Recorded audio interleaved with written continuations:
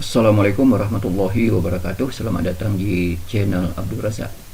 Kali ini kompetensi rank order correlation Pro Spearman.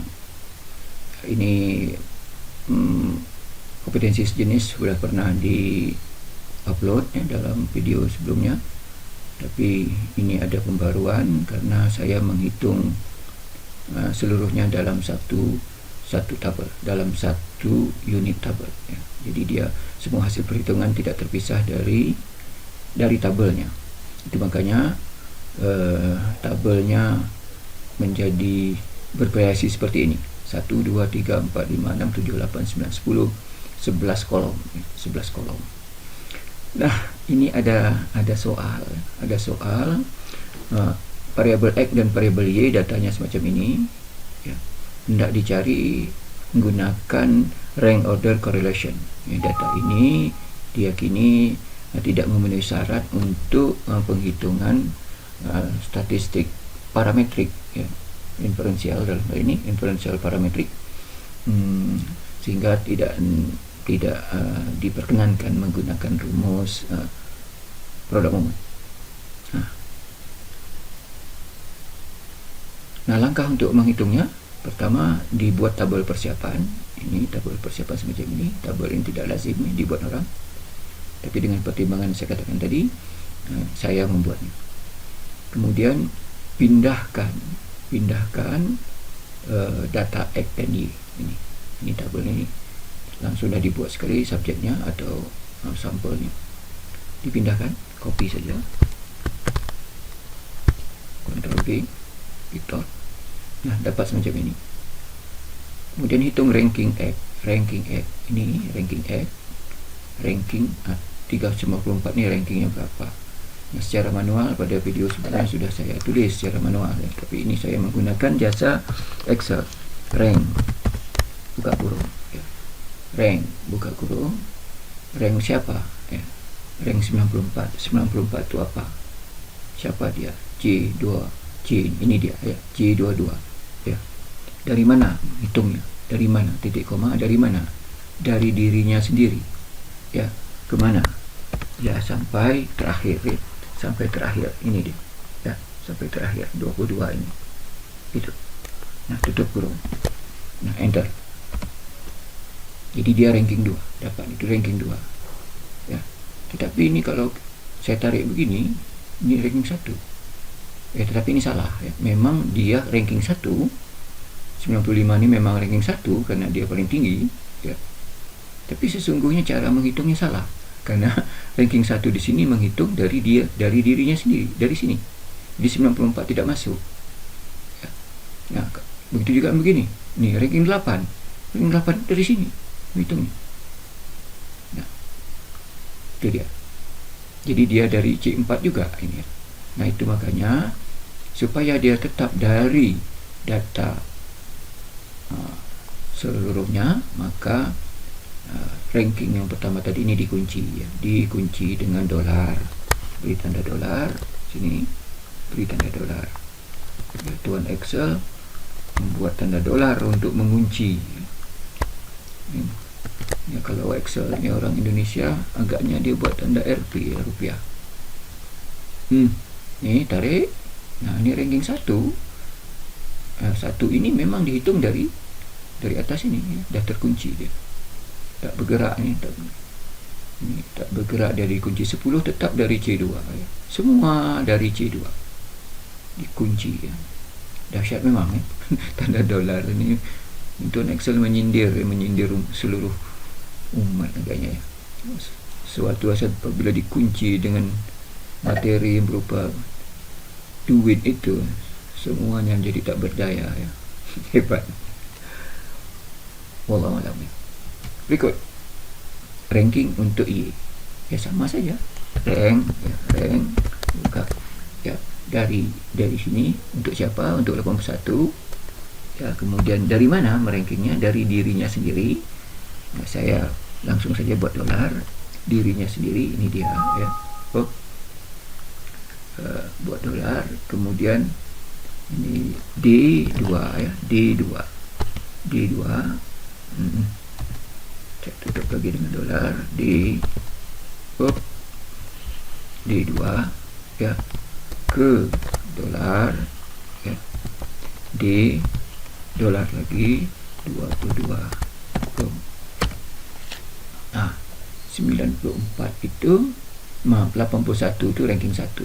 Ini kebetulan data ini memang sudah diurut, ini data Y ini. Dari besar ke kecil sudah diurut ya. Nah, tarik ya. Nah, 2 tetap menghitungnya dari D2 ya, maaf 21 juga begitu, ini tetap menghitungnya dari atas ya, dari sini 81 karena dia terkunci tadi. Oke, langkah berikut adalah menghitung selisih ranking. Selisih ranking ya, ketik sama dengan ini rankingnya ini dikurangkan dengan ini ranking Y, enter ya. Nah, tarik ya, dapat semacam itu.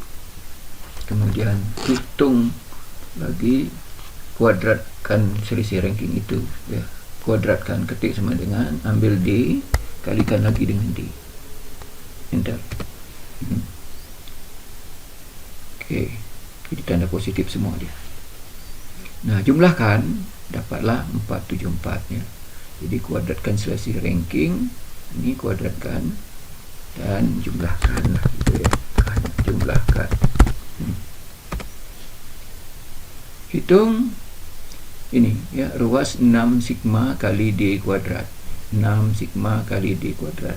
Ini bagian dari rumus rho ya.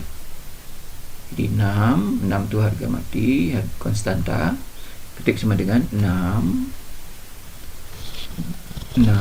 dikali dengan ya ini ya, ini dia H23, itulah D kuadrat, sigma D kuadrat, enter.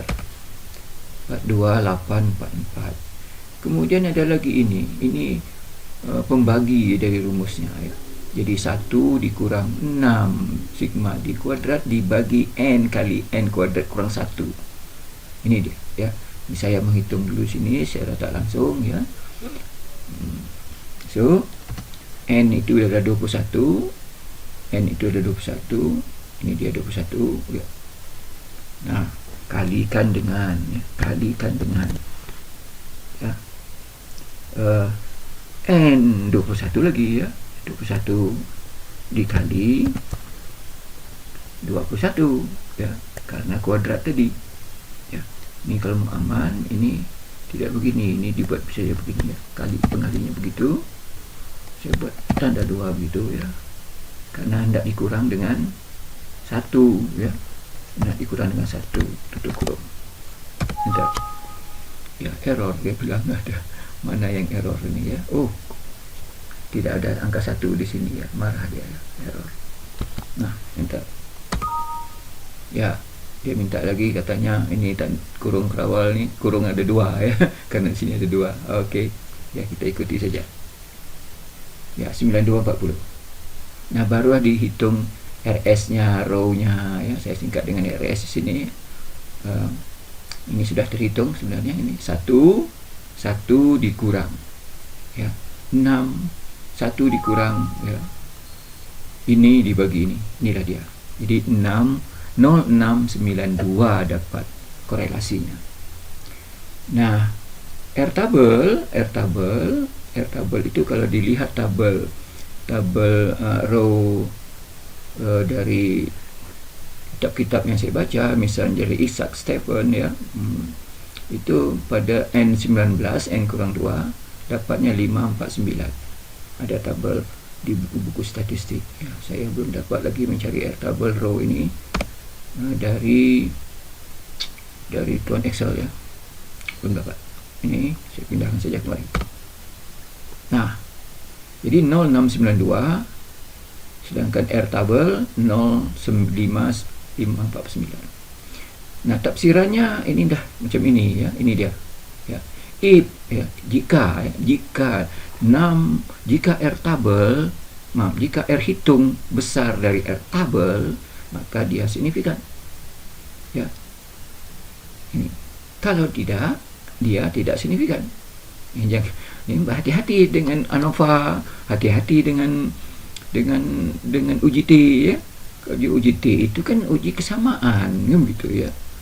Maka sama tak sama itu tentu harga hitungnya harus lebih kecil. Apabila harga hitung lebih besar, dia menjadi tidak sama begitu ya.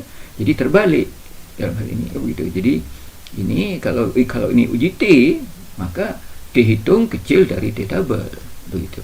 Tapi ini karena uji signifikan, uji R, uji korelasi, apakah sesuatu itu berkorelasi dengan yang lain, artinya X itu berkorelasi dengan Y, maka kalau dia berkorelasi, semakin tinggi harga R-nya, artinya 1 lawan 1, 2 lawan 2, itu kan tinggi ya. Maka semakin tinggi harga R-nya, semakin berpotensi dia korelasinya tinggi. Maksud saya semakin besar, semakin sama hubungan peringkat-peringkat itu ya, maka semakin tinggi R yang mendekati 1 ya, atau 1 negatif atau positif. Jadi ini 692. Maka tafsirannya kalau dia R tabelnya lebih kecil, tentu dia signifikan ya. Kalau R tabelnya lebih besar, dia tidak signifikan. Ini umpamanya saya buat R tabel 0,8 ya. Tidak signifikan, jadi ya 0,8 tidak signifikan karena angka 0,8 ini tak dapat masuk dia kepada 692 ini. Jadi saya kembalikan ke yang semula. Ini adalah begini gitu. Nah, ini setelah saya validasi ke SPSS ya, SPSS ini hasilnya begini. Ini penghitungan SPSS validasinya sama ya. Ini saya cari saja, ini dia, ini 692, ini dia 692 dari SPSS 692 ya. Jadi kalau SPSS nanti pergi saja nanti ke SPSS, masukkan data, analyze ya, nanti langsung kan masuk itu data independen, variabel independen, nanti pilih di sana ada namanya row Spearman. Dia ada persen, ada Spearman ya. Kalau dicari lewat persen pun dia menghitung juga ya. Ini kalau persen dapat 0,708 ya, tapi sebenarnya tidak layak dihitung karena tadi data tidak normal ya, tapi dihitung-hitung boleh saja. 692. Nah, signifikannya 0,01. Jadi terbalik lagi dari uji kesamaan ya. Karena ini uji signifikannya. Ini uji bahwa segala sesuatu itu harus lebih tinggi. Jadi harus tidak sama lah begitu. Jadi signifikannya apabila 001 ini lebih kecil dari 005 pada 5%, maka dia signifikan. Mudah-mudahan video ini bermanfaat ya, melalui kemudahan memahaminya. Lebih kurang saya mohon maaf. Wabillahi taufiq wal hidayah. Assalamualaikum warahmatullahi wabarakatuh.